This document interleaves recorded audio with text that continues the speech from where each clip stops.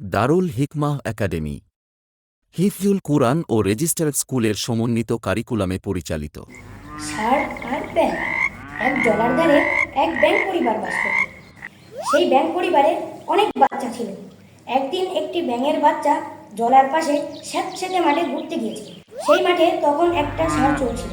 বিশাল ষাঁড়টিকে দেখে বাচ্চা ব্যাঙটি প্রথমটাই একটু হকচকিয়ে গেল। পরে সাহস করে দূর থেকে তাকে ভালো করে দেখতে লাগলো। আর যতই দেখতে লাগলো ততই অবাক হয়ে গেল। তারপর এক সময় সে ঘরে ফিরে এলো।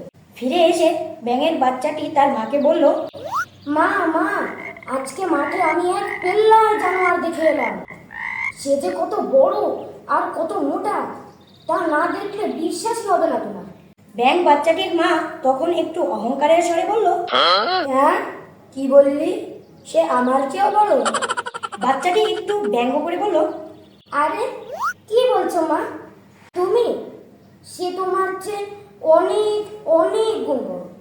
মা ব্যাঙটি তখন তার পেটটা ফুলিয়ে বলল, এই এত বড়? বাচ্চা ব্যাঙটি হো হো করে তাচ্ছিল্যের স্বরে হেসে বলল, হাসলে তুমি মা, এটার 100 ভাগের 1 ভাগও না। মা ব্যাঙটি তখন তার পেটটা আরো ফুলিয়ে বলল, সে দেখে বা এত বড় নিশ্চয়ই নয়। বাচ্চা ব্যাঙটি তখন হাসতে হাসতে বলল, মা, তুমি হাজার চেষ্টা করলেও তার মতো বিরাট হতে পারবে না।